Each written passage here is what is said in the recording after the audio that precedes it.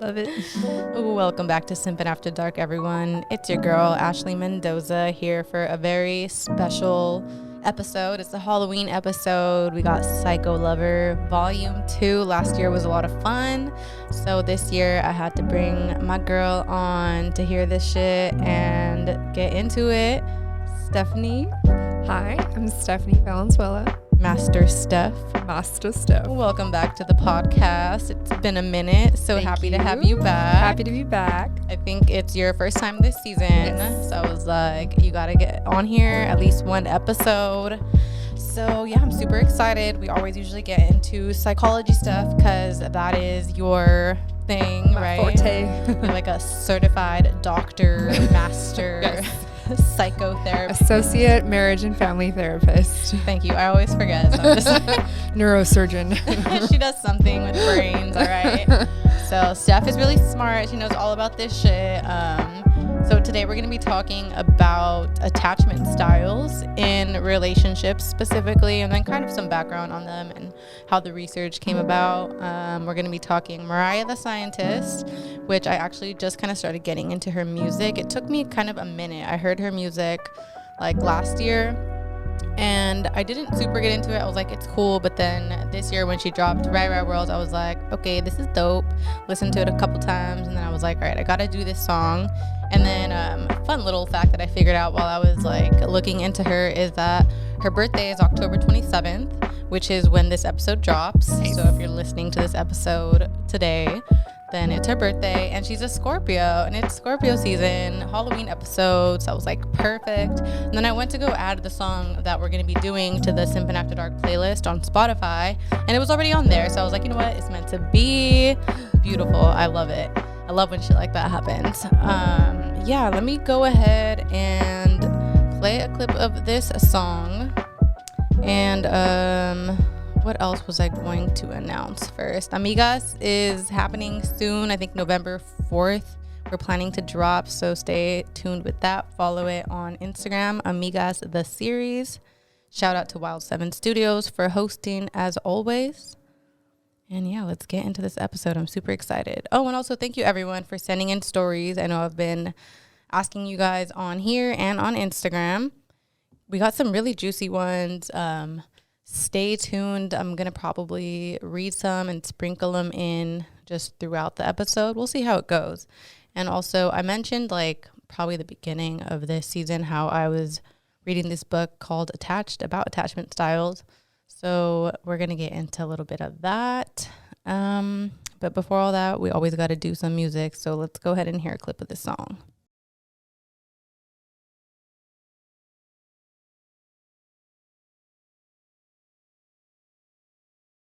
Okay. Beautiful. So that was the song. It's called To You, by the way. I don't think I said that, by Mariah The Scientist. How do you like the song, Steph? I loved it. I first heard it when, you sent it to me, and I was like, wow, this is like dreamy, haunty kind of. Right, I love that. Yeah. Like, yeah, that low-key, like, haunted vibes, Yeah. for sure. A lot of her music is like that, very, like, bittersweet, just, like, broken-hearted undertones, but just, like, in an evil way. Like, if you listen to her other songs, like Beetlejuice and Reminders, Revenge, a song called, like, Nightmares or something like that. That's her vibe, which is perfect for this episode. That's why I picked her, and it just all worked out. It's about just kind of grieving a relationship that is no longer, but recognizing it for all like the nice, like good things that it was, like even though it was toxic. So I don't know if this whole sentiment is a little bit toxic, like romanticizing a relationship that just went sour, but just like reminiscing on it. I don't know. What do you think? Do you think that's a little toxic? I don't think it's toxic. I think it's real, and that, I think everyone kind of does that, especially when you're the one that's hurt. When you tend to have a recent breakup, you don't really think of the bad things unless you're completely over it, but you just start to reflect on like those good things and try to keep the good stuck in that memory and stuck in that person of just like, well, I remember these positive things about this relationship and this person. So do you think it's kind of maybe like a coping mechanism maybe to like help you get through it? I wonder. Yeah, I don't know. I don't know about getting through it. I think that it's just the grievance. Like, just like with the death, you think of the positive things about that person. It's really rare that you're going to be like, well, that person was like a piece of shit anyway. That's so true. You know? So it's almost like they died inside of you. Yeah, because that is kind of like breakups and all that. Relationships ending is kind of like grieving something. Like, yeah, they're still alive, but it's sad as fuck. And you have to like get used to them not being in your life anymore. Yeah. So just kind of like the vibe of that haunting, like that person is still haunting her where she's, you know, thinking back of their memories. Yeah, and that's like the whole like feeling I get from this song. Like, I feel like if you were going through a breakup, like the song will make you cry. Yeah, like for sure. When like the chorus kicks in, it's like so beautiful. Yeah. I'm like, oh, this is so good. Yeah, let's get into some of these lyrics. And she, by the way, she has like a genius like lyric video. So if you want to get more into it, go check that out. It seems like she's still kind of in touch with the person that she wrote this song about, which is kind of a little weird to me, but I think it's like from a mature place where she like understands that she can never be with this dude. Like, he is not good for her. And she's kind of like at peace with it, but a little bit not. It seems like it. And it seemed like she also told him, like, if you're going to keep doing what you're doing to the other girls, you know, what you did to me, then it's not going to ever work out for you. So it seems like she is at a separated stance of like, I see what you did to me, and I see that you're probably going to repeat that behavior again. Yeah, and she could even like kind of advise him for like future relationships. Like, she wants him to be happy. Like, she knows it's not going to be with her, but like she still kind of is looking out for him. Yeah. Crazy. Verse 1, she says, guess it's best to get this out in the open. Like my heart was once, but now it's closing. You were lost and a little unfocused, but maybe you hoped I wouldn't notice. And then in like the Genius video, she's kind of saying how like this whole song is everything basically she wishes she would have said to him while they were together. Disappointed is the least I could say. Who knew these women would lead you astray? I guess you just want to live life outside a cage, and I hope you change. That line gets me, it like makes me so sad. Like, I guess you just want to live life outside a cage. Because, like, she knows that he views being with her as, like, a trap. Like, he's in a cage. Like, he's not free. Even though to her that's not what it is. But, like, she knows that for him, like, this isn't going to happen. Yeah, I thought that was an interesting choice of words. Because it's, like, her saying it. Yeah. But, yeah, like, I don't think she views it as a cage. Yeah, I know. Like, she loves him. I feel like she still loves him. But she knows that for him and, like, his lifestyle, because he makes music, too. Mm-hmm. So he's, like, an artist. He's pretty big. I went on a deep dive and I figured out, I think she's talking about Lil Yachty. I'm upset. To say the least. Disappointed. Disappointed is the least I could say. Yeah. She's just very beautiful. And it seems like he has done a lot of said mean things and just made her feel very bad. It's always like that. Like some like beautiful ass chick and just some little gremlin. No offense, Lil Yachty, if you ever listen to this. All right, so in the chorus, she says, but look at what we made. Sure was beautiful. Now I lay it in a grave. Now I'm all covered in dirt.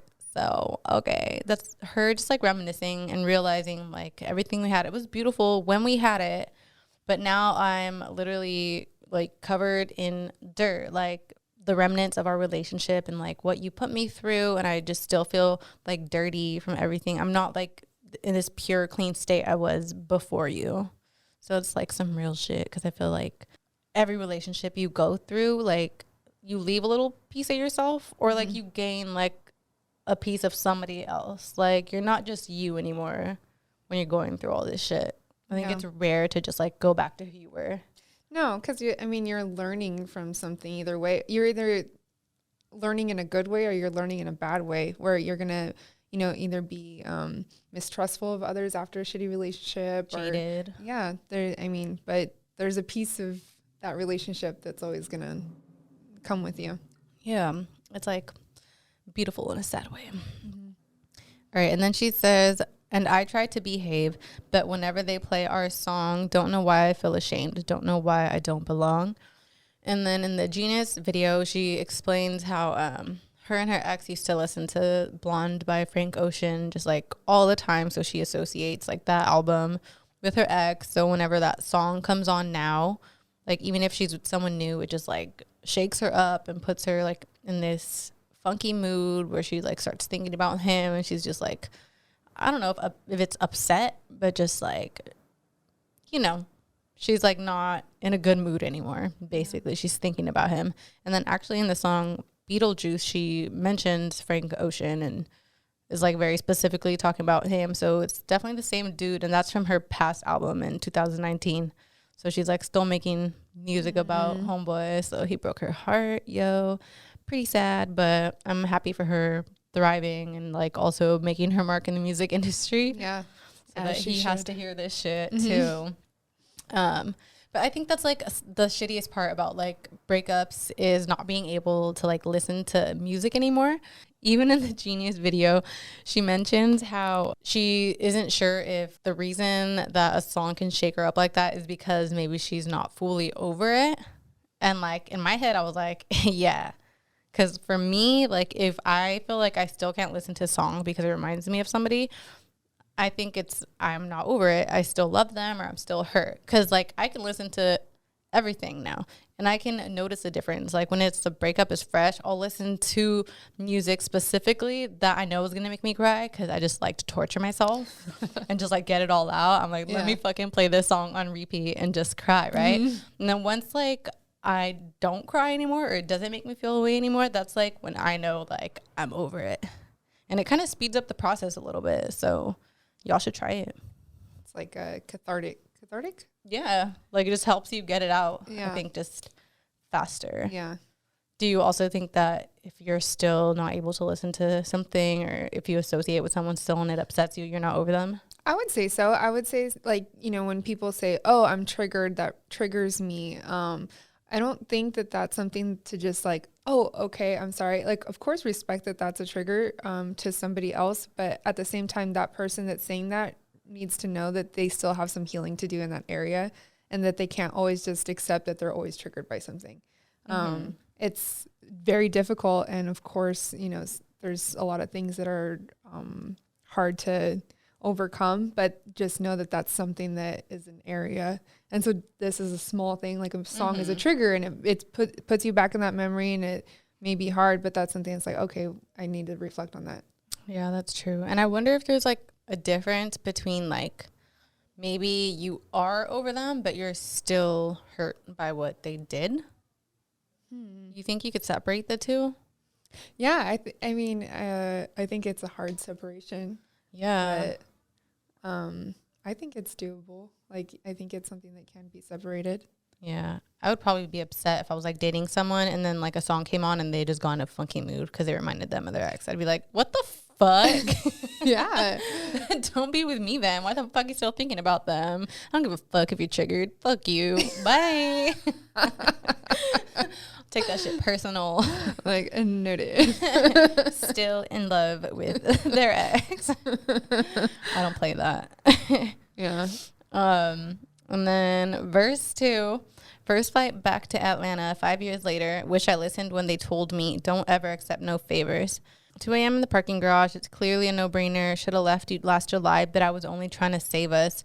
Maybe it's these memories, or maybe it's the chase, or maybe it's whenever I roll over to your face. Whatever it is, I know you don't want to be saved. No, I never thought it would go up in flames. So she's just really good with her words and just like giving you a good visual that's like just super sad. Like as much as she fought for it and she knew when she should have left and she had been telling herself like, I need to get out of this, she still tried. And I feel like girls do that a lot more. Like they try to just save shit until it literally is up in flames. It's like the motherly thing in them, you know, always trying to fix somebody, always trying to help. And, you know, if I just do this, then, you know, we'll work out. And it's always that, you know, I'm able to fix this. It's crazy how we're just like socialized to be that way since we're young. Yep. Like why? Let's raise everybody the same. So like girls aren't out here fucking seriously doing this dumb shit, you know? And that is pretty much the song. Encourage everyone to go check out her music if you haven't. And if you have, then congrats to you. I wish I would have started listening to her earlier. Her discography isn't that huge either, at least on Spotify. I don't know if she has like other songs. But in this interview I was watching on Complex, she did mention that Beetlejuice was the third song that she'd ever recorded, which is on her previous album, Masters. So, like, she literally just, like, decided she wanted to make music and just started making it. There's even an interview where she's talking about how she feels like she doesn't deserve it because there's so many people that have been trying at this forever, and that it just came so easy to her. It wasn't something that she had planned on. It wasn't, like, a dream of hers from when she was little or whatever. So it's pretty interesting. Wow. Because she's just naturally good. I love her voice. It's like deep, but like her tone is really nice. Reminds me of like Summer Walker a little bit. And they're both from Atlanta. So shout out to her. So now that we got that music portion out of the way, we can get into some of this Halloween psycho shit. I'm so excited. Me too. All right. So I'm trying to think if we should read a story first.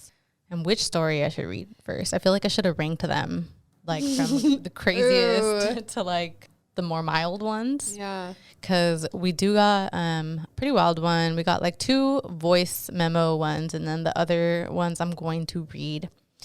Let me start off with one, just because it's kind of different from all the rest. I feel like a lot of them kind of have similar themes. So I want to read one that was just a little bit different. This girl said, "Oh, girl, I got one. My most recent ex tried getting me pregnant on purpose to feel secure in our relationship instead of working on things. And when I found out, he had no apologies. That's some psycho ass shit. Scary." I was like, yo, I'm pretty sure that classifies as a rape in certain states. Trying to get someone pregnant. I didn't ask details on like how he tried to get her pregnant, but that shit is not okay. I know, like, I don't know if it's California or a state that just recently classified like taking off a condom without consent or like letting the girl know as rape now. Wow. Officially, because it should have been. And men do trap women too. It's not just women that are trying to trap men, which is like the stereotype. But no, guys that ain't shit will try to trap women too. So And imagine that going on in Texas. Exactly. Now you can't even get an abortion. That's scary. Yeah. It's terrifying. So, yes, that is some psycho shit. And if a dude is ever trying to do that to you, run. Please run. Save yourself. All right. Let's start talking about attachment. I know we've kind of briefly talked about it. I'm not sure how in depth we have gotten into it in previous episodes that you have been on. But, yeah, give us the rundown. So in the shortest way possible, attachment style is something that starts as like an infant and between you and your parent. Usually, I would say most of the research has to do with the mother because it also has to do with breastfeeding and those types of things. But I would say it is how confident you feel in your surroundings with your parent there. So attachment styles. If you have a secure attachment, then your mother is also comfortable and you are also comfortable exploring your environment while your mother's there. And if she were to leave, then you would know that I'm okay in my surroundings because I know that my mother's going to return. And so there's other type of insecure attachment styles. It seems like there's about 3 other ones where there's like anxious, avoidant, and fearful, avoidant, and disorganized. So I think that they all have to do, they're like insecure, and then it's like subcategories of that. So depending on how your mother was with you, if she was consistently maybe not there or sometimes there for you and then sometimes not, it's going to make you like anxious of like, okay, how's she going to be today? Or, you know, how am I going to be able to be in this setting? So that actually carries on to your relationships with your partners as an adult. So that's kind of what we're going to be going into of how those type of attachment styles affects your relationships. Yeah, that's crazy. And like, it's really cool and like interesting that it started as like research on like the babies with like the mom and how they like realized it actually carries into your adult relationships. And like, there's really cool information about it. It's really good to know like and know what your attachment style is and just become aware of it because it'll take a toll on your relationships. Then there's like different attachment styles that tend to like clash. Clash. And like I feel like you always attract like certain type of attachment styles, like the anxious with the avoidant, and like that shit's toxic as fuck. Yeah, definitely. And like it was really interesting. The book I'm reading I think was saying that it's pretty much like 50% of people that are like secure attachment, and all the rest are like something else, which is wild to me, because I'm like, that's 1 out of 2 people are secure attachment, and I'm not. Like, that's crazy. And I'm not either. What the fuck? Like 1 out of 2, and I don't like what the fuck? I know. And I think in another thing that I was reading, that it was saying a majority are secure. So I'm just like, what the hell happened to me? That's not what it feels like. It reminds me of like those like tweets where people, I feel like people always do these fake tweets about like, oh, my therapist told me this, and I'm like, that doesn't sound real to me, but okay. I'm but like, it was like, who's your therapist? Because like she shouldn't be telling you that shit. yeah, or it's just like some generic shit, and like you'll see somebody recycle the tweet like every month, where it's like, you all have the same therapist and the same fucking weird experience. Like, stop doing that shit. But like that one where people talk about how like their therapist will ask them if they feel like if they have anxiety, or if they're like depressed, or if they have depressive like episodes or whatever, and people are always like, yeah, like, don't we all? And then how the therapist is like, no. Yeah. That's wild, because I feel like if you deal with that shit, you feel like it's normal because it's your normal, and then you find out that no, not everyone does deal with that shit. Yeah, especially if, you know, you're dealing with it your whole adult life, then you just assume, oh, everyone as an adult goes through this. I guess this is growing up. Yeah. Oh, that's freaking crazy. So the ways to develop it is basically how you had your relationship with your parents growing up. And like, you know what's so weird? I just like saw something about how like men can have the same impact on their babies, but usually like the research is like geared more towards like women, like when it comes to like breastfeeding and like those early developmental like months, especially how like men can also like have that connection and like do the whole like pheromones or all those hormone transference and shit like that. I haven't read too much research on the pheromones with men, but I mean, it is pretty crazy how much of a difference fathers make on you know, male and female children. Yeah, and I feel like all the blame is just always on the mom. Well, guess who does the research? Men. Of course. So they're going to be like, what are the women, what are the mothers doing like, wrong? Poor moms can't catch a break out here. Like, everything is your fault. Like, if you turn into like a serial killer, it's usually because of the mom. Yeah. And like, I could see it, but I think it's because the mom usually has the relationship with the kid more. So it's just like correlation, but it's not really causation. You know? So let's be aware of that, y'all.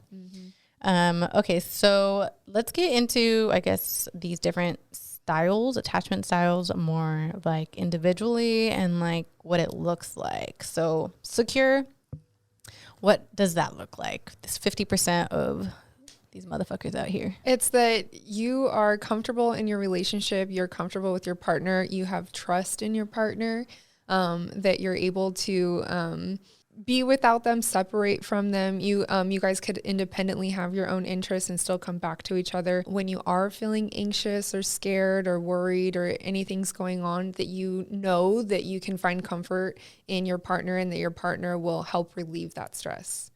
Love that. Wish that upon everybody listening. Please. Okay, and then anxious attachment, what would that more look like? That seems to be more like that you are clinging to that person, that you're worried, you know, that you're not going to feel secure in your relationship. You constantly need reassurance from that person. And so, yeah, it could look more like you being clingy or, you know, overly needy with that. Clingy people, look into it. You probably have anxious attachment style, and it's probably annoying to your partner. Fearing abandonment. Yes. And I say that's annoying to your partner as somebody that identifies with a lot of anxious attachment style things. So I'm not judging nobody, okay? All right, it's hot out here. And then avoidant attachment. Avoidant attachment seems to be more like you are already expecting that person is going to leave you, or, you know, something is going to go wrong. So you kind of detach yourself and basically you're overly independent. So like, I don't need anybody. I don't need my partner to go to this. They're going to leave me anyway. I'm going to figure this out on my own. You feel like it's like you try to suppress kind of your feelings. Yeah, a little it bit. is. Well, because you're not confident that your partner is going to relieve that. And so you're suppressing it. You're not showing your emotions. You're not expressing your emotions or like your feelings of what's going on. You're just thinking like, well, they're not going to help me anyway, or maybe I might be bothering them. There's no point. So what's the point of expressing myself? Yeah. That's crazy. I wonder if that's like, I feel like that's, this is based on zero research on my half. I'm just saying, like, I feel like guys are more like that way than anxious.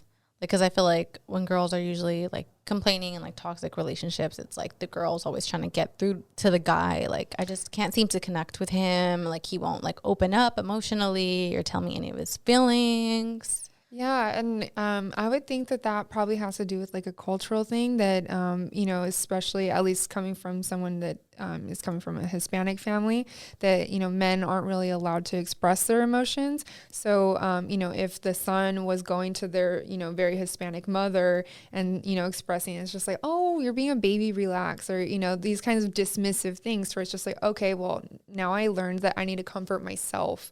And I can't really express how I'm feeling. I'm probably going to be bugging my partner, and that I'm not able to express all my worries because they're just going to be annoyed and like, you know, okay, get over it kind of thing.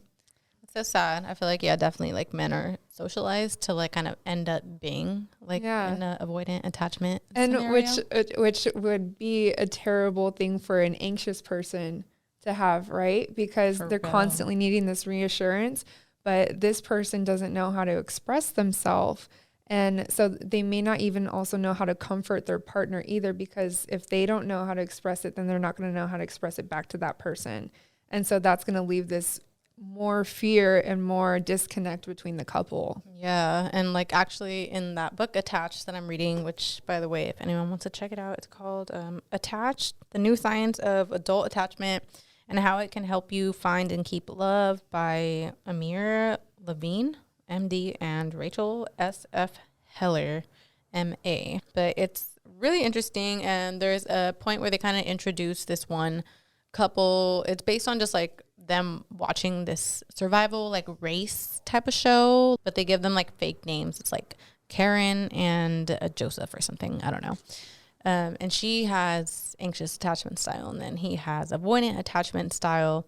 So in like this TV show, it was like you have to compete against other couples. So they're a team, and then they almost won. And like towards the end, they gave this one example where it was they had to bungee jump, and he was like really scared and didn't want to, and she kept kind of like trying to offer her support, and he just like didn't want it, and he like kind of made her feel bad for like trying to help him. And then he took too long, so like they ended up losing that round. And then there was another round, I forgot what they were doing, but she like, you could see that she was just trying to like hold his hand, like for like, she wanted support, like she was scared, and he just would kind of brush it off and not give her that like support that she wanted.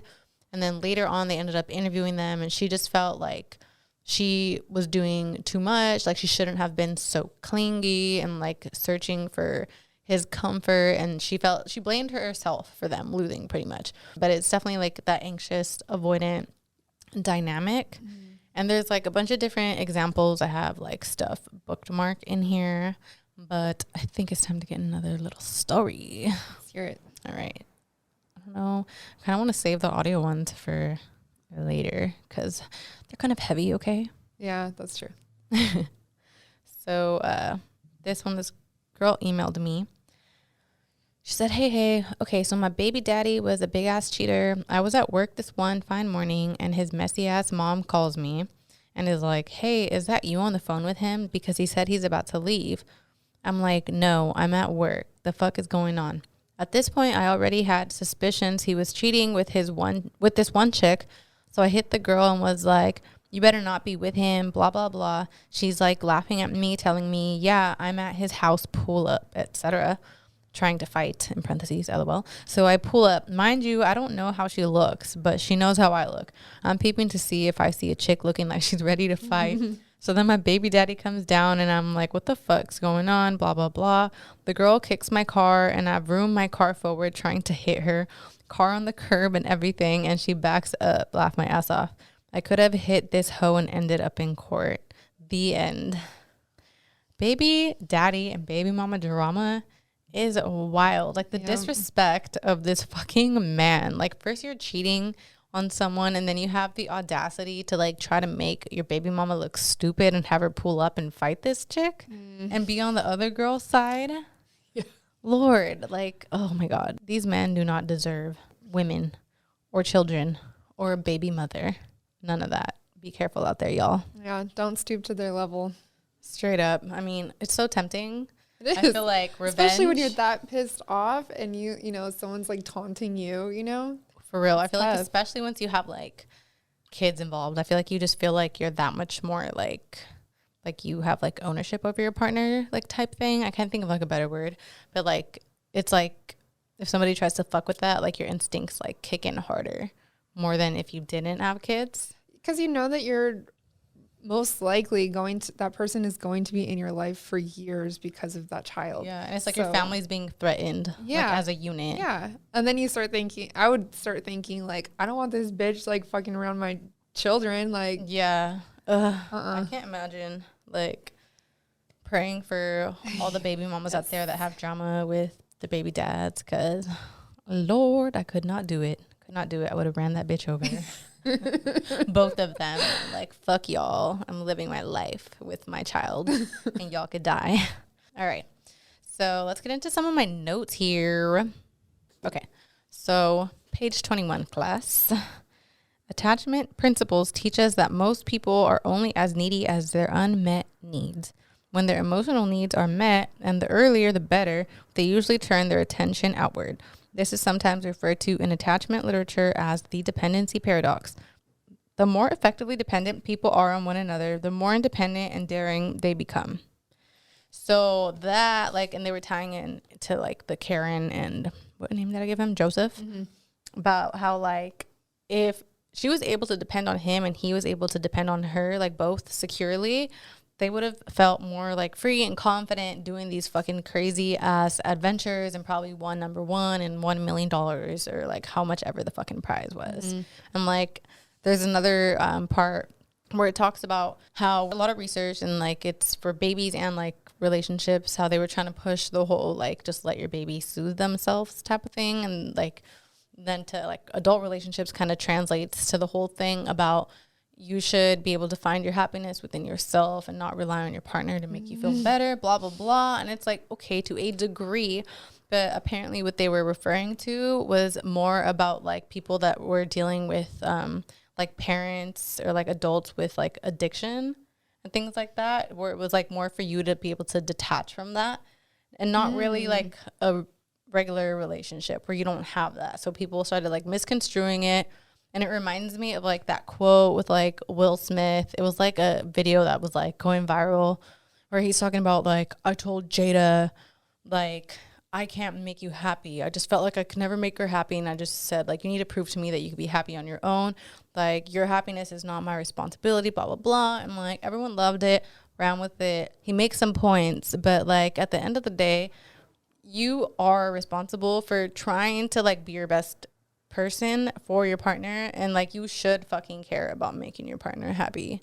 Like why are you with someone if you like are like, it's not my fault, like oh you're sad, oh you're insecure, or like you're needy, like not my fault. Find happiness within you. Like happiness is inside you, nothing to do with me. That's like low-key toxic, I think. And I think that you play a certain role as a partner, so I'm supposed to make you happy in this relationship. I can't make you happy in every aspect of your life, but if I make you happy in this relationship, that's where the paradox thing comes in. If I'm making you secure in this relationship, then you're going to be secure to do your own thing. Exactly. You know, and, you know, I would give my sister as a great example. Her and her husband have a very good relationship in that way where if one person is working hard and struggling in this thing in their job area, then the other person is giving full support as a partner, as a strong partner, to get them to get out of that hump, and then they're like, okay, you know. And so it's just like, it's not, oh, let me help you with the thing that you're struggling with. No, let me help you feel secure and confident so that you could work through this thing on your own. Exactly. That's so important. For real. Yeah, I think like if you push your partner away and make them feel like they can't depend on you for like support, that's just going to breed more insecurity, more of like an anxious attachment or an avoidant attachment where like they feel like they can never come to you, so it doesn't matter. And that's just going to like make you guys break up in the long run. Yeah. You can't count on each other. It's not good for nothing. And the attachment is almost like if you look back at a child, the mother is home base. So the room is like their crazy place to explore. You know, you're a tiny little baby. And so but when you get scared or something gets weird over in the room, then you're able to go back to mom and be like, okay, now I'm back safe with my mom. Well, as partners, it's like, okay, I'm dealing with this stressful job right now, or, you know, this is going on with my family. But guess what? I always get to go home back to my partner and he makes me feel safe. And so it's the same thing. It's your home base as an adult. Yeah, like if you don't have that home base, you're just going to be running around the room crying, not functioning in life.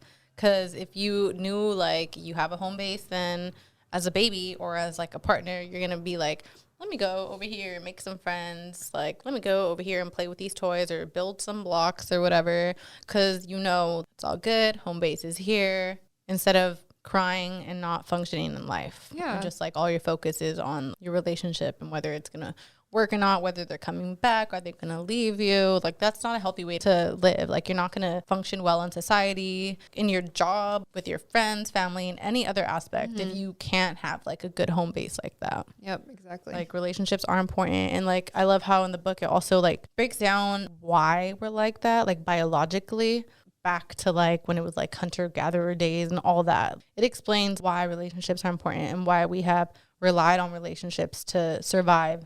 We're very social creatures. Yeah, and it's just like a natural thing to want a relationship, and like you're not crazy for trying to make shit work. You just need to find somebody with like a secure attachment, or like try to have a secure attachment, basically. Yeah, and if you have the insight that you don't have secure attachment, like Ashley and I, then, you know, you have the insight, let your partner know when you do this, this is how it makes me feel, because it may not be something where, you know, you normally should act that way in that situation and you're aware of that. Then just say like, this is how I feel versus like getting angry at them or them getting angry at you, so that they can understand where you're coming from and they can know for next time. And, you know, it's always good to say like, in this situation, you know, can I do this? And even if so, especially with like anxious attachment, it's like, say like the girl, like she tried to hold, you know, her husband's hand in that competition and he didn't want to, right? So say that was something that makes her always feel comfortable. If can I hold your hand when I feel like this? And so if he says yes, then she could feel secure in a future instance and say like, hey, if I reach for your hand, will you grab it back? And he says yes. That's going to make me feel more confident that I could do that in the future. Yeah, instead of him being like, oh, this bitch is being clingy. Yeah, just and like, for him to understand, look, this is why I was trying to hold your hand and you rejected me. And if you reject me like this again, then I'm not going to feel comfortable in our relationship. I can't even count on you. Like, I can't even come to you, my man, to make me feel better and regulate my emotions. Like, what the fuck? Yeah. Which is like another thing, and here a good example. This is all I read 30 pages, you guys. I'm learning so much, okay? 30 pages. Page 27, they're talking about, like, this study. Okay, so it was, like, all the women came into, like, a little setting where they do MRI scans. And they were going to monitor their, like, brain activity. Steph will explain it better once I just do a quick rundown. But basically, they told them before that they were going to give them, like, a mild, like, shock. So just to get them, like, stressed out to, like, read how their brainwaves, like, changed when they held somebody's hand. So, like, some of them, they just had nobody's hand to hold. They were just by themselves. And then other ones held the hand of just, like, a nurse or, like, somebody right there, right? And then the other ones got to hold their husband's hand. And then there was even a difference between people that reported a higher, like, happiness in their marriage, like the reaction, versus people that reported less satisfaction with that. So I don't know if you can explain better, like, the science behind all that. It was like the hippo. Yeah. It was the hypothalamus, I believe. Yeah. I think so. So the hypothalamus is the part of your brain that regulates everything, your sleep, appetite, heart rate, those types of functioning kind of things. So basically they were doing an MRI on the hypothalamus to see if it was able to regulate itself back to like homeostasis when they were stressed out. So it seemed like they were probably also checking like the heart rate and stuff, if they were able to like lower their heart rate, if they held someone's hand. So I think with the people that were happy in the relationship and they were able to hold their husband's hand, that they were able to regulate themselves and go back to like a regular homeostasis. And then for the ones that weren't happy, then it didn't do much of a difference, right? It didn't really help. Yeah, like the dip was much less significant. Yeah, exactly. Yeah, so their conclusion was, furthermore, the women who benefit most from spousal hand-holding were those who reported the highest marital satisfaction. And then it says, the study demonstrates that when two people form an intimate relationship, they regulate each other's psychological and emotional well-being. Their physical proximity and availability influence the stress response. How can we be expected to maintain a high level of differentiation between ourselves and our partners if our basic biology is influenced by them to such an extent? So it's like good to know, and it's like kind of lets people know that it's normal that like you depend on your partner to like regulate your emotions, but then it like is good to also like be able to separate that and like be aware of it so that you can know that you can also calm yourself down. Like you don't need to depend on someone, but it's good to know that you can. And if you're going to be with someone, make sure to be with someone that will do that for you. Yeah. Willingly. So there was a couple other attachment styles. I feel like there's the three main ones that we talked about, like anxious, avoidant, and secure. And then I don't know if you were able to find like a difference between like the fearful avoidant and so like the regular? Fearful avoidant, because there was like fearful the avoidant fearful and then avoidant disorganized. I believe is the disorganized. Oh, okay. It was like fearful avoidant / disorganized. Oh, okay. So that one was a combination of the anxious and avoidant. So what I was reading was that it was closely related to people with borderline personality disorder, where it's like they really want to be close with others, but they're so scared of being abandoned that it's like a flip of a switch where it's like, oh, I wanted to be close to you, and now I'm just going to completely shut off, and like I don't want to, express anything to you, any emotion to you. That does sound very borderline-y. Yeah, so that seems like what it was mostly about. It's like a pretty rough combination. Yeah, like the TikTok example I saw, because I just saw it last night and then I like sent it to you because I was like, wait, I found another one. Is basically the girl, it's just like, it shows like her thoughts, and she's just like, damn, like I wish he would text me, like I miss him so much, like I love him, like I don't want to lose him, like fuck, why can't we just talk, like blah blah blah. But then like her actions are just like the complete opposite. Like she's just not texting him, not putting in any effort on her end, not explaining to him how she feels, just ghosting him, like not trying to talk it out at all, like just trying to like put on like a cold hard front and just like ghost him basically, because she like knows that she's probably going to get abandoned or rejected, even though she wants to be close so bad. Yeah. So that sucks. Yeah. So this is a simple way to say it. You want to play with others, but no one has ever taught you how. Oh, damn. That is sad. That is really sad. Yeah. So you you like just have no idea how to there. express it. That's so crazy. Yeah. So how do you think you like learn how to express these things? Like, is it just like learning terms, or like how the fuck do you practice like saying the right thing? I think it is learning terms and just practicing. I always say this, and I know no one likes to journal, but I swear journaling is so helpful. So helpful. I know how like good journaling could be, but I just can never bring myself to do it. But I know like it's probably so fucking like useful, especially like if you want to like study yourself and gather like your own data on yourself and see your own patterns. Yeah. And because if you're not ready to hear yourself talk out loud of expressing that emotion, that can be extra scary, I think. And a lot of people don't even like to hear their own voice. Yeah. And so writing it down and putting it away in a safe place or whatever, if you feel like, that's the best way to really get your emotions out and to really start to like defining them a little bit better. So you might be more dramatic at the beginning. You're like, actually, that's not how I feel. And you're able to reflect and like read back, and then you could read like back do like a that. first draft, second draft. But I mean, it really does help. And then eventually you'll be able to actually know how you're feeling and be able to express it. But you have to have that secure person that, you know, whether it is a partner or a friend. And that's also what, the attachment thing, yes, it has to do with partners, but a lot of these people that have these attachment styles, it's pretty similar with their friends too, of how close they get to their friends and stuff. And so that is something, find somebody that you could feel secure with to be able to express yourself freely, and then, you know, work your way into someone that maybe you may be more fearful of being that vulnerable to. Interesting. Okay. So I feel like, so it carries over into other relationships in like your life, like not just like your romantic relationships, right? I feel like probably a good way of like seeing who has like what attachment style would maybe be like to see who's good in groups of people, like who makes friends more easily, who goes in the corner and keeps to themselves. But it's not only that though, because you think about like I was reading that they may have a lot of friends, but they don't have any close friends, or they may not have very many close friends because they don't know how to get that intimate with others.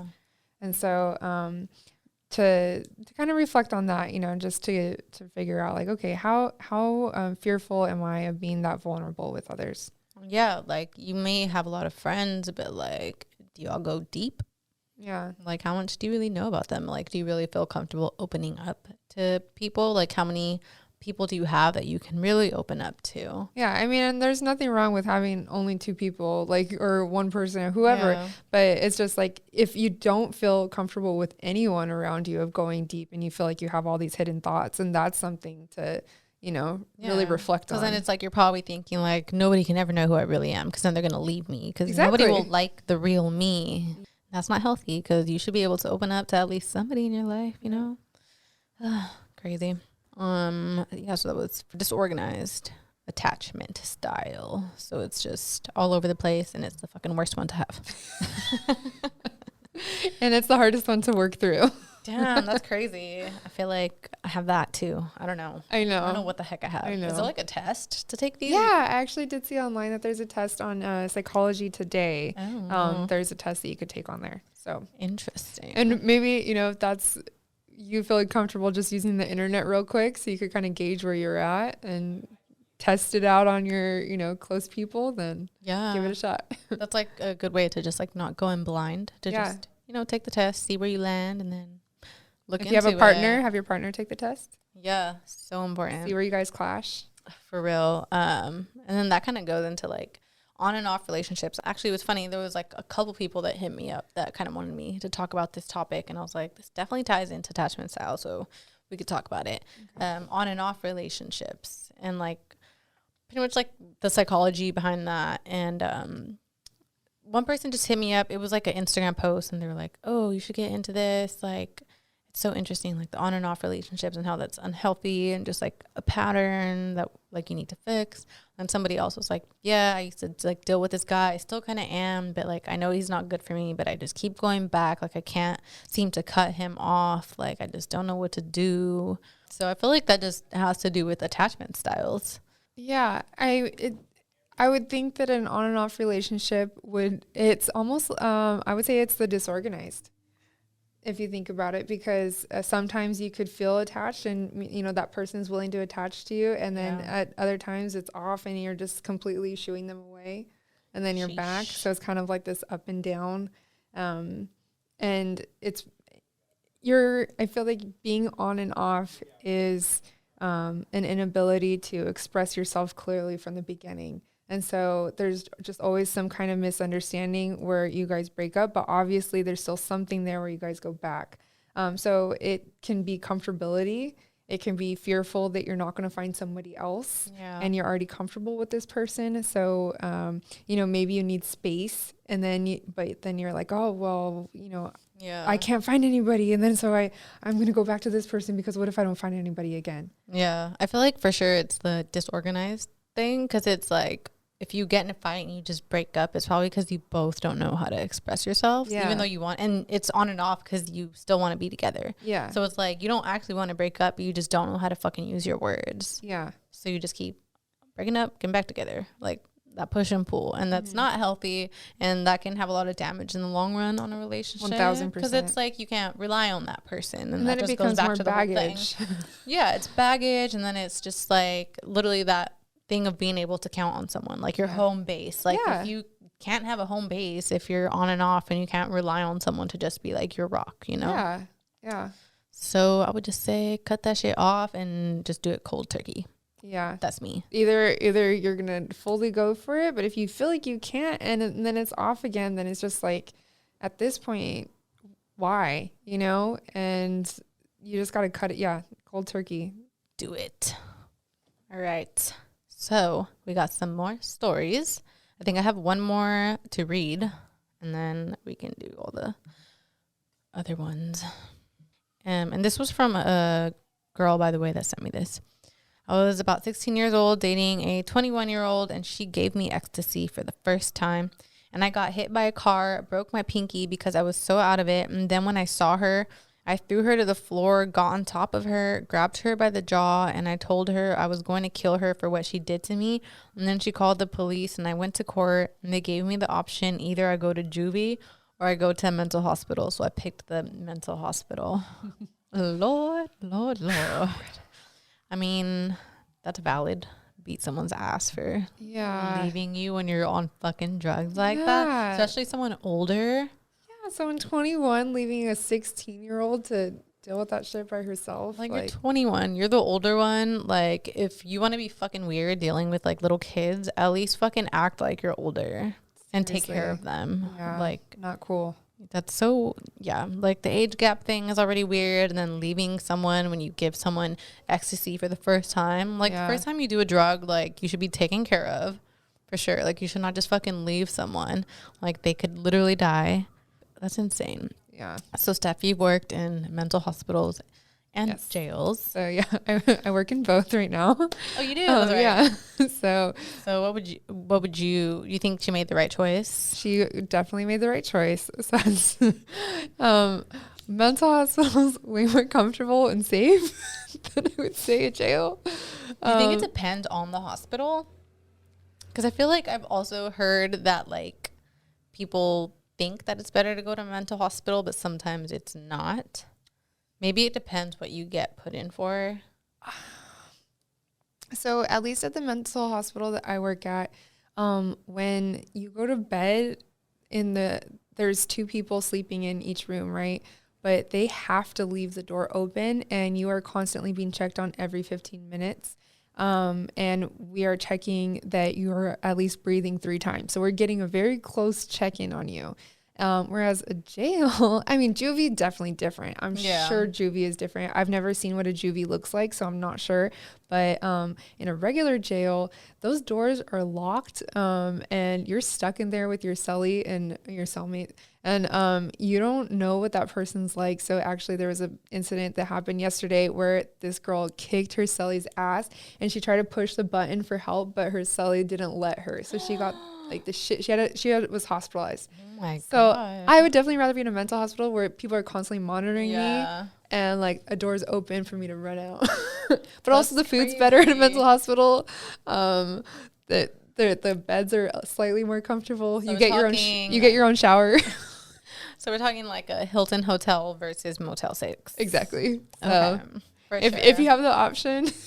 I feel like, I don't know, like, where I've heard this, or if it's, like, movies or something, where it's just, like, if you go to a mental hospital and, like, you don't actually have issues, and you go to, like, maybe, like, a really bad one where it's just, like, the people with the more severe issues, where, like, they, like, make you take, like, pills and stuff like that, and then you can end up stuck there, and, like, they don't believe you, because once you're in, they just think you're crazy, no matter what you say type thing. I feel like that's more theatrical, unless you went to Patton, where, it's, like, a more of a long-term, criminally insane mental hospital. But other mental hospitals, it's like a month, I would say, max, but you're never stuck there. We don't want to keep you there that long. Okay. We want you out. Like, let's help you recover, let's stabilize you, and let's get you out. But like keeping someone for more than that, and actually in mental hospitals, they can't force you to take medication unless you're being aggressive or you're harming yourself. So you can actually say, I don't want medication. Okay, so these movies are wrong, or maybe this was like back in the day or something. Definitely. Okay, so maybe it's just like period pieces. Or Back something in the that day, there was like a mental hospital I interned at. They actually were able to chain people underground and keep them there. Oh my God. So things have changed, and I know that it can still be very stigmatizing to get sent to a mental hospital, but it actually is just to stabilize you, and there is really nice people there for the most part. You know, there's obviously bad experiences, but it's not as scary as some people think it is. Okay, yeah, I think it's mostly just like shows and TVs that are set in like back then. Oh yeah, because I'm thinking like the more recent one, like To Kill a Mockingbird. Oh my God, no, that chess series that was like on Netflix. That girl where like they have to get in line and take their pill, and like they'll like make you like open your mouth and make sure that you swallowed it like every single day. You have to go get your pills and shit like that. But like now that I'm thinking, it's more older like shit that's set in like the past. Yeah. So definitely, if you guys have the choice, go to the mental hospital. All right. So now for these next two, I want to give a quick, just like a trigger warning, just because has to deal with like narcissistic abuse. Domestic violence. Yeah, and all of that. So proceed with caution. Yeah, and thank you so much again for everyone for submitting, and I hope that these stories can help people and make you feel not alone and recognize what you're dealing with if you are dealing with it and you don't realize that it's bad, you know. Steph, I think you have. Basically, I was 25 and I was on Tinder looking for a match or looking for someone hot to talk to. So that's how I met my ex. We met through Tinder, and, you know, everything was so good. Everything was like a honeymoon stage, you know. I hadn't had a boyfriend in a while, and I was a single mom already, so to meet a new person was kind of like, oh, wow, I found love again, and it's just crazy. So here goes. Basically, you know, we kind of like hit it off, and I really liked him. I liked a lot of his personality, you know. Basically, I was really attracted to him physically, his tattoos, he was handsome, but that wasn't all. Like, I guess because I fell in love with him so fast through Tinder, and it's through pictures and through small text messages. You know, you don't know a person all the way.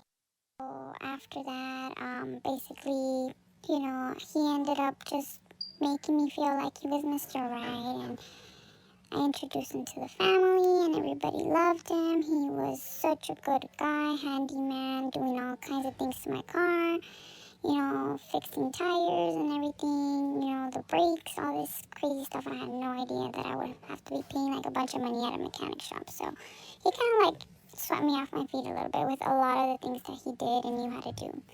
So we ended up, you know, establishing a relationship really quick, and he told me that he wanted to get with me, and I told him, yeah, you know. So we ended up dating, and like 4 months later, us dating, I found out I'm pregnant. I get kicked out of my house.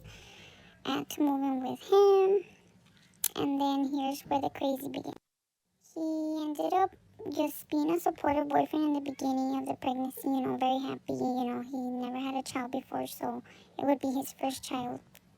And so after that, I started, you know, being very pregnant. So I noticed that he had little weird patterns on him, like he started like detaching himself from me. Like if the pregnancy like distanced ourselves more, like not with the baby, but with me and him, like.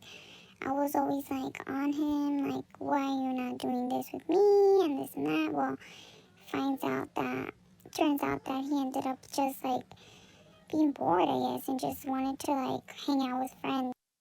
But he would go out, and he would like, you know, started doing all these things I had no clue about. Like he started doing drugs and all this shit. So I started getting like unattracted to him throughout the pregnancy and the relationship already. Like I was stressed out, like a lot of crazy things, you know, and for him to make me feel like that, it was just too much.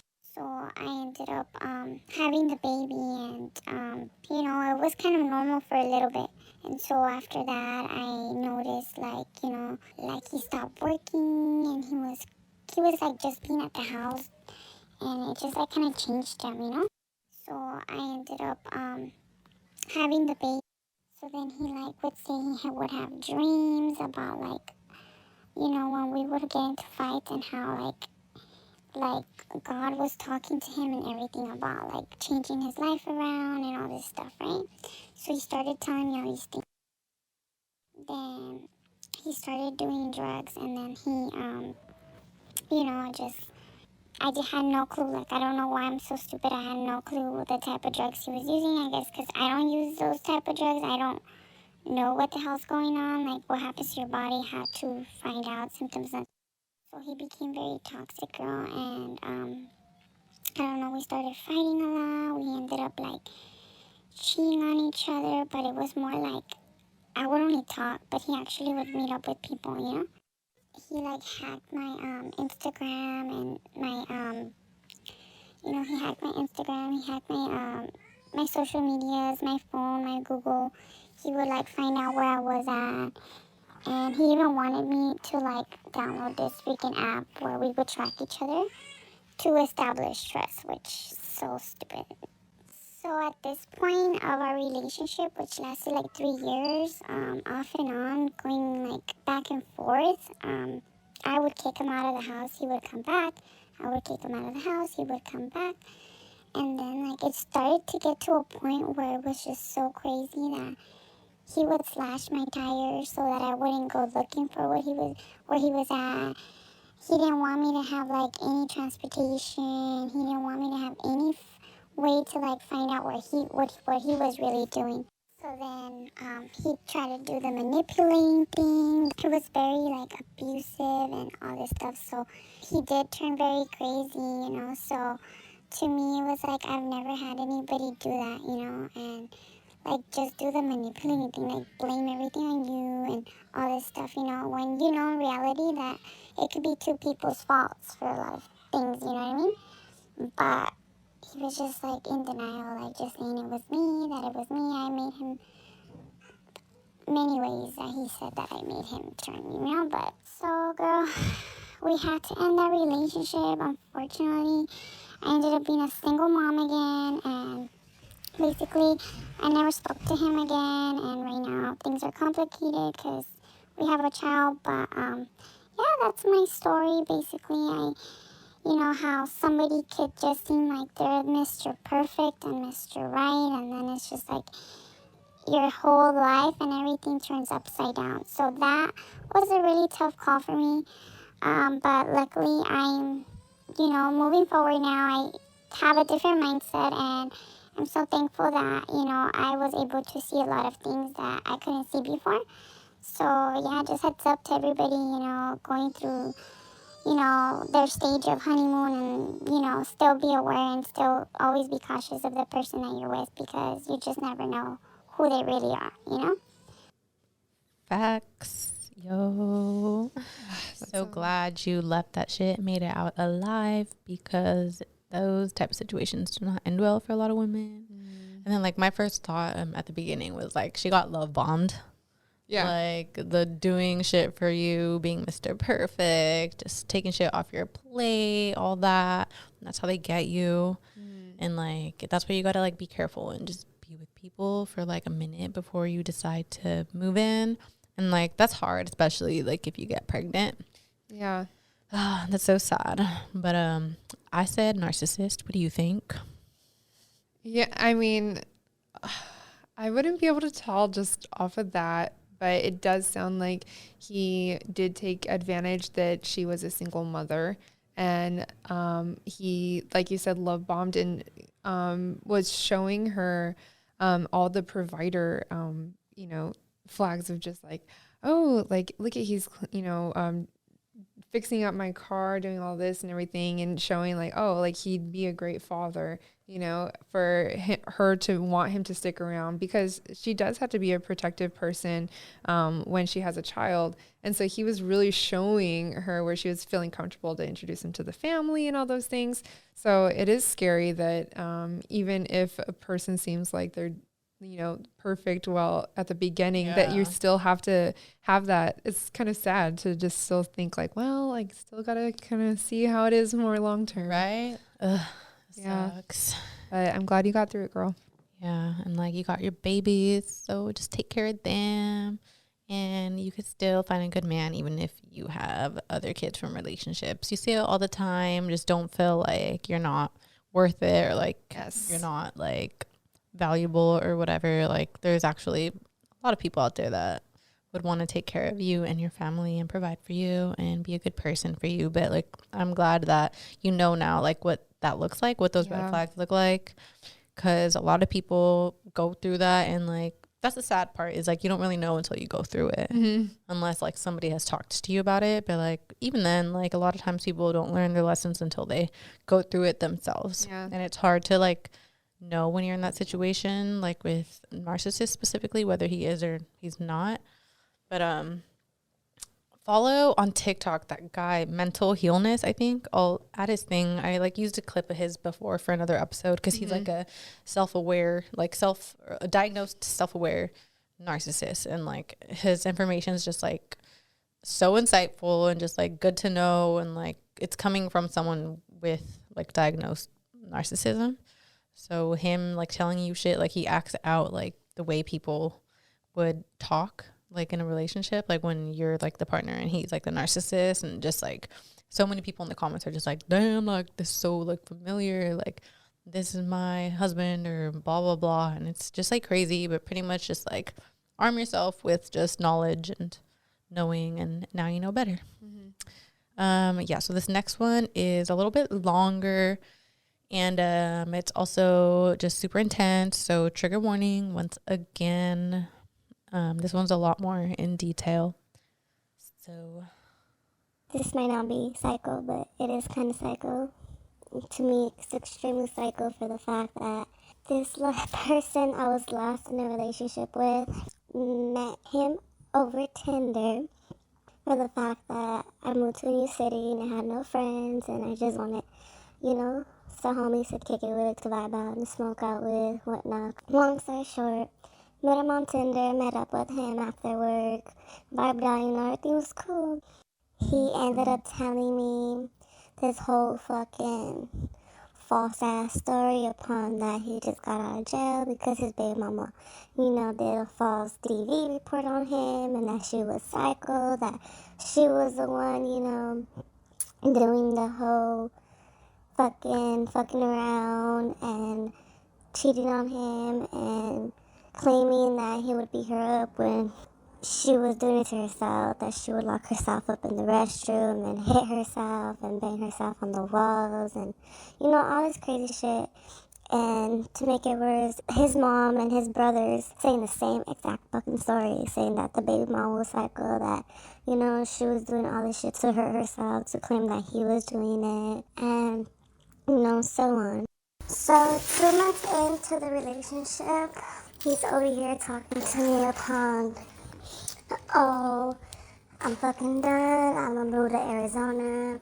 My cousin already told me, like, for me just to go back, since my family's giving me bullshit, and, you know, I'm just tired of the shit. I'm tired of being treated like shit. I'm tired of everybody putting me down.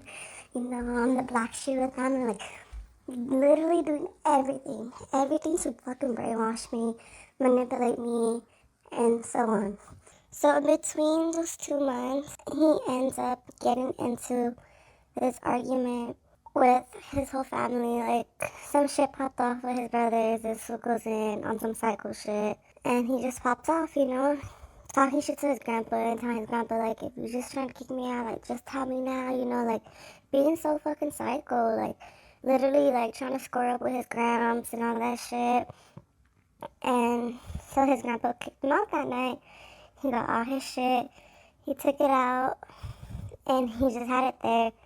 Actually, he packed it in my car, like, what are you doing? Like, I'm not about to fucking, fuck up my life because of you. Like, I'm not gonna move out of Cali. I'm not gonna move away from my family because of you, just because you want to. Like, not still there, trying to be the good person that I am.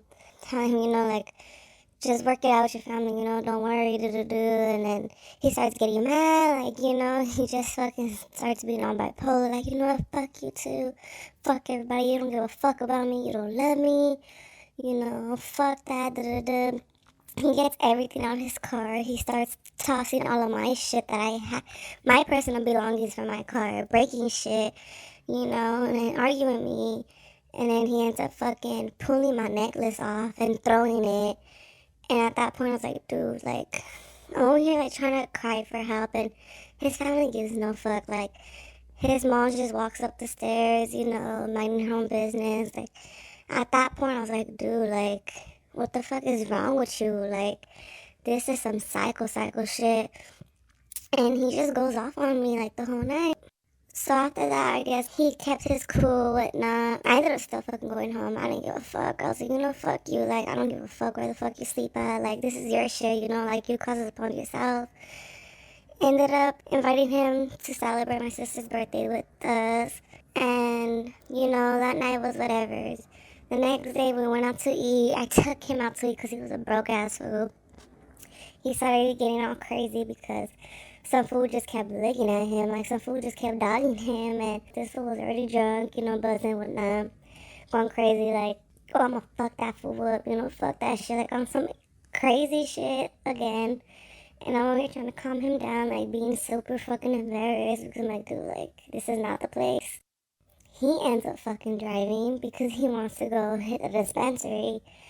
And he's driving like a fucking maniac. And I'm just like, oh no. Like, so I'm doing the most, trying to like fake the whole, like, I need to throw up. Like, please stop the car. Like, I need to throw up. And he did not give a fuck. Like, and I started, making myself gag more. And that's when he, like, tried turning into this parking place. He ends up fucking popping my tire. And let me tell you, my car was only like 4 days old. Literally, like, I just got my fucking car. Fucks up my car. Still drives it with the fucking tire pop. Fucks up my tire and all that. And as I'm waiting, because I caught the tow truck, this fool starts going psycho, like, going down the street, starting shit with the security guard at this one fucking company. The security calls the cops. That fool over here trying to cry wolf. Like, nah, like, he tried getting crazy with me. Like, we're just waiting here. We're waiting for the tow truck. All that. And the cops talks to me. And my dumb ass, instead of saying, oh yeah, like, he's out here trying to threaten me. Like, he keeps calling me a bitch. He's saying that he's going to sock me out. Like, he, at that moment, like, he blacked out, I guess. Like, like, his emotions turned off, and he became, like, this evil-ass fucking person. And there I was, like, a fucking dumbass, manipulated as fuck, like, backing him out, telling the cops, oh, no, like, we're just here, like, I don't know, So after that, like, he goes crazy. He takes off. When my mom and my sister get there, because my mom's fucking talking shit to me, like, what the fuck, And he's over here talking shit, like, it's just materialistic shit, like, no respect at all. Like, and let me tell you, I just met my mom and my sister that day. And, yeah, so, goes on. I still fucking stay with this fool. Find out that this fool was a crystal addict. This fool was staying, sniffing, like, how the fuck do you get the money to get this shit? Like, he was a fucking meth head, I guess you can say. I still moved out with him to Arizona by myself, not, having family out there, but I couldn't go see my family. I couldn't talk to my family. I couldn't even, like, be on the phone with my parents without this fool tripping, like, on some jealous shit. I couldn't even be talking to the homegirls or texting the homegirls, my coworkers, because this fool thought that I was cheating on him. He thought I was talking to somebody else. He ended up losing his job because of some fuck shit he did. As in, it was New Year's Eve, and some shit popped out with his family on the way back. Like, I'm over here drunk as fuck, like, not knowing, like, much of where I'm at. And this was like, like, find a fucking gas station. Like, we need fucking gas. If you don't fucking find a gas station, like, I'm gonna fuck you up, bitch. Like, all this shit, you know, like, being so fucking crude to me. And so, you know, I found a gas station. I'm trying to give him directions, and he's not listening to me. And I'm like, no, like, this way, like, and then that's when he started fucking punching me out. Like, he literally started socking the fuck out of me, like, in my face. Like, left me two black eyes. And then we pulled up to the apartment, and his cousin was there waiting for him, you know, to fuck that fool up because of some shit he did. And, you know, there I am, backing his ass up. Cops got there, and I blamed his cousin for everything. And I was like, you know, his cousin did this. Like, his cousin hit me. Like, his cousin socked me out. Like, I was just trying to stop it. Like, instead of telling the cops the true fucking story. You know, time went on. He ended up fucking me out again at his aunt's house, like badly, like fucking me up outside, like of the apartment complex. I'm fucking yelling for help, screaming for help, and nobody in the apartments came out. Like, and at that point, that's when I knew, like, you need to leave this shit. You need to fucking leave this shit because that shit's not healthy for shit. He fucked me up twice. He damaged my car. He got to a point that he ended up damaging my apartment. Like, that night that I said I'm done, that night he was hitting me with the crowbar on my side when I was on the phone with the operator, and got back home the next morning to pick up my shit. And instead of me doing the whole thing of calling the cops to let them know that I need a cop to escort me into my apartment to get my stuff, I just went by myself. That fool was there. He did the same shit. He started grabbing me by my hair, grabbing me by my shirt, telling me to get the fuck inside. And that's when he realized that I was on the phone with the operator again. And that fool bucked it. But when I tell you guys, he fucked up my apartment. He fucked everything up. Broken walls, broken windows. Everything was broken. Everything. Blood everywhere because he cut himself. Like, it was some psycho shit. He was calling me and telling me, please help me. Like, I want to go home. I want to go home. Like, how can you just leave me here? Like, please. Like, I just want to go home. We don't have to be together. Like, I just want to go home. Like, on some kid shit, talking about, like, I don't know what happened. Like, down, like, the walls, the TV, like, crying. Like, you know, being like a little bitch. Like, please don't leave. Like, all this fucking bullshit. Like, please, can we, like, have our last shower together? Can we have our last kiss? Like, can we please just have our last meal together? Like, at that point, I was like, dude, this guy needs help. Like, it was so point, like, I'm like, if he gets locked up, I'll be happy as fuck. But at the same time, like, his family is a little bitch, so that they will still bail him out. That was the whole reason why he was out already, because he had got bailed out, and his baby mama bailed him out. And at that point, I was like, wait, this is some fishy shit. How is your baby mama gonna lock you up for DV and bail you out? So that's when I realized, like, your family's psycho as well. Your family is a fucking threat, just like you're a fucking threat. Your family literally fucking threatened your baby mama to bail you out. They scared the shit out of her just so she could bail you out. And she still ended up back with him after I left his ass, you know, after literally knowing what the fuck he did to me. And that's when I knew, like, bro, like, this is some literally psycho shit right here. So yeah, I left. I came back home to California. After that, you know, I just changed my number. I blocked him. And, you know, he still kept on, like, having, like, people hit me up, like, on some undercover shit, like, trying to, like, you know, get information off of me. And after that, that's when I decided to make a whole new Instagram. I decided just to, like, start fresh on my own. And now, a year later, you know, I realized, like, damn, Kiana, like, you literally went through shit that other people went through. You went through shit that you never thought you were gonna go through. And I always say, like, damn, like, I literally lived my mom's nightmare. Like, my mom went through some shit with my pops. You know, my pops put my mom through hell. And I'm like, damn, the fact that I had to go through hell too, like, what did I do to deserve this? And that's why I tell people, if you see those little red flags, especially the whole bipolar mood swings on a fool, like, don't fall for it, you know? Don't fall for the fucking cry wolf shit, because these fools are never gonna change, ever. Damn. So there's levels to that shit, yo. Like, my heart was breaking. First time I heard that, I almost cried because that shit is fucked up, and like, no one deserves to go through that. And she is just like so strong. Like, holy fuck.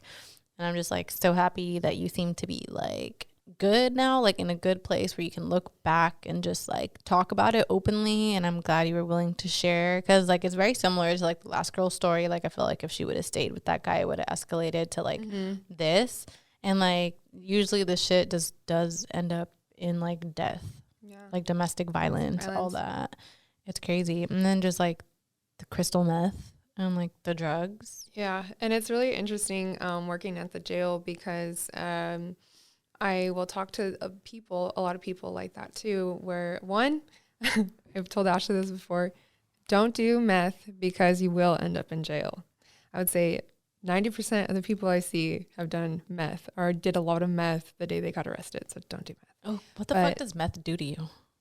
I mean, it's amphetamine, so it high energy, you get crazy. I'm guessing that, like, I mean, you see people, do a lot of impulsive stuff. So I think that that's what it also has to do with, is just being really impulsive, where you get into shit that, ends up getting you arrested. Do you think it like affects people differently based on like, maybe if you're predisposed to being like a violent person already, or just like it's fair game? Like, if you just do meth, it seems pretty fair game, because I mean, you see that there's people that do meth and you're like, oh, okay, that person did meth, and like, then you just like changes like your brain. Yeah, but and then you see people that are like, oh, and like, I've been sex trafficked and they gave me meth, or they gave me this, and so it's just people that end up in jail because they were given meth. But anyway, there's so many people that are like, oh, I'm in here because my baby mama, she said that I did this. Or there's even women, they're like, oh, I just had a woman that was like, yeah, my husband tried to pull shit where, like, he said that I beat him, and then, yeah, this time my 13-year-old daughter got me in jail because she called the police, and I'm just like, interesting. You're like, lying. You have two different stories of two different people. Why is everyone lying on you? Yeah. And, but a lot of these people, I'll look and they have multiple charges for domestic violence. And I'm just like, really? You're in here because your baby mama tried to like fake this thing for you? Really? She beat herself up. You keep telling yourself that, sir. Like, that's so wild. And just like the level, like, that they'll try to just manipulate people on. And like, this story was just crazy to me, like the fact that like his family was like supportive of his ways and like in on the shit with him, like also fucking psycho and backing him up, like enabling him. Like, it's so fucking no wonder sad. He believes it though, no wonder why he just pushes through and keeps like saying whatever he wants to say, because he's been enabled this whole time. Everyone around him just like backs him up no matter what. Like, and then I also caught what this person was saying was that she was living her mom's nightmare. So her mom went through it too, and it it's like an intergenerational trauma where she ends up experiencing the same thing that her mother probably never wanted her to have to experience personally. Yeah, and like, I don't know the statistics, but I know I've like heard it before, how like usually if like you're a victim of domestic violence, like it's more likely that your kids will be involved in domestic violence. Yeah, if you don't heal from it, if you kind of keep similar patterns around them, then they are more likely to experience it as well. Yeah, it's crazy, but that's like why it's a good thing that like she got herself out of that, and that she could look back and like realize, and like it seems like both these girls like have like a new mindset and like can see that, and like hopefully can keep pushing forward and be strong, because like that's some crazy shit to go through. Like, that really takes the cake on like fucking psycho shit, like it's scary. Like, that's really terrifying. And like that first red flag, him ripping her necklace off and like breaking her shit, that's probably gonna escalate, and like that's usually where it starts. They like kind of just like test you, and they usually hit things that aren't them, like walls and stuff like that, to just sort of threaten and show you what they're capable of. And then eventually when he did the very stereotypical thing where they moved to a different state, she wasn't allowed to leave, so he like separated her physically, and isolation. And just keep isolating her more and more and more, where suddenly she's now tracking on her phone and all those kinds of things. it's very typical and common. And it starts with, just one red flag that you have to really keep an eye out for. It's crazy, man. That is wild. And like, I just like wish I knew like the science behind like why people are like that. I mean, obviously drug use, and like I guess like for both of these, they both didn't know that like they were using drugs. I don't know. Do you know like much about drugs, or like what it looks like when someone's on drugs, or like how to spot it like early? Because I feel like unless you do drugs, you don't fucking know. No, especially for meth, I don't know any casual meth users. Is there such thing as like a casual? According to the inmates, they're like, oh, no, I just get a little meth here and there. And I'm like, I'm just like a social meth head. Yeah, like, just a little. I'm like, oh, okay. That's crazy. I don't know. Is that usually like, do you do like a certain drug first and then get into meth? Like, how the fuck do you get into meth, Like, yeah. I mean, it's usually like pills. It could be pills. Yeah. I mean, like, ecstasy, sometimes you have to be careful because that could be cut with meth. And that's why, if people will be like, oh, yeah, I didn't sleep forever after I took that Molly or whatever. I'm like, was it Molly? Probably laced with some meth. We're being real. So you have to be careful. Yeah. I mean, honestly, unless you're like getting like really good, expensive, good drugs like from the source, then you're probably getting some shit that's cut with something. Yeah. So, I mean, you have to be careful. Yeah, that sucks, because it's like, how the fuck do you know if like your partner is like on fucking drugs? Like, you really have no Especially idea. if your family didn't come from meth addicts or anything, you don't know what that looks like, and it just looks like weird behavior. You just think they're like a little off. Like, oh, it's cool. Love him. It's a little quirky sometimes. Yeah. Ugh, that's terrifying. I don't know. I guess you just gotta like really just stay vigilant. On your toes. Especially, both of these girls met their partners through Tinder. So they didn't have those connections of like, oh, yeah, my friend said that he's cool, or my friend knew him at this age or whatever, where it's like you kind of can have someone else give you a little rundown of their personality or how they are with others. So when you meet someone on Tinder, it's just like that's their best chance at getting close with others, because no one really knows their behavior yet, and they don't have anyone to be like, dude, watch out for that person because they're this way. So that's, something to think about. Yeah, actually, I feel like I saw something that said like most people on dating apps have some kind of like insecure attachment style, and like that's why they end up just they're looking for something, which like it's not a bad thing. It's not to say everyone on there is like that way. But it should be like something you think about going into Tinder, is the realizing you don't know shit about these people. That's a gamble you have to take. Like, at least when you meet people like in real life, you met them in like a real setting where they would be out with their friends or with whoever, or it's like a friend of a friend or somebody knows them. Like, there's no way to vet people on Tinder. Like, you're literally just showing people what you want them to see. Yeah. So I would say if you are going to choose to go on a dating app, to take it extra slow, because it is a lot to learn about a person from like square one. You know what I mean? Yeah, and definitely be careful for like that love bombing, because if you don't know about love bombing, it could just seem like you just found Prince Charming. So just be careful if like someone's just like overly loving and overly willing to do things for you right away and like saying I love you all fast. Like, it might be kind of hard to decipher between someone that's just really into you, but just note it and then see their behavior moving forward, like how she said, like, oh, like the bipolar thing, which is pretty much just mood swings. Like, I don't know if he's actually bipolar, but just like those crazy like Dr. Jekyll and Mr. Hyde flip of a switch, being sweet and then just fucking snaps. That's scary. Like, you need to be careful with people like that. Yeah. All right, well, that was crazy. Happy Halloween almost to everyone. Thank you so much, Steph, for joining me. Thanks for having me. Yeah, this was fun. You got any plans for Halloween? Are we hanging out? Yeah, on Saturday. Wild 7 Halloween party. Got any costume suggestions? Send them our way. For real. We both don't know what we're going to be yet. So send us a cute like couple costume ideas, whatever. And once again, thank you so much to everyone that sent in your psycho stories. Yes. That shit was wild. The girls are strong. For real. Like, sending so much love and strength to you. Thank you everyone for tuning in. Day one listeners, new listeners. Shout out to Wild 7 Studios again. Yeah, and thank you again, Steph, for stopping by, blessing us with your knowledge and all that. Everyone, figure out your attachment styles. Go look into it. Go pick up that book attached that I am reading. I'll try to give updates. I'm a really slow reader, which is why I haven't given updates. I feel like I mentioned that I was reading this book like episode 2 of the season. It takes me a lot to just sit down and focus on one thing. My brain's just always like, go, go, go, go.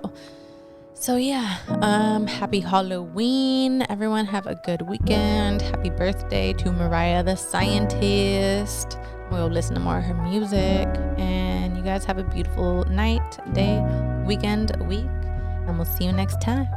Bye. Bye.